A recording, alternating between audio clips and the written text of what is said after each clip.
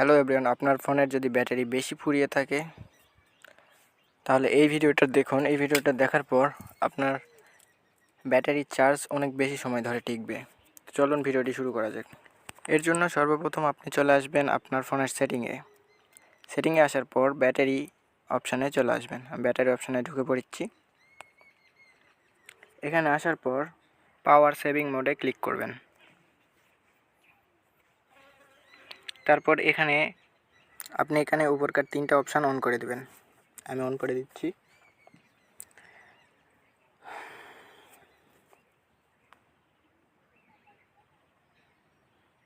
নিচেরটা ওইটা 70% রাখবেন।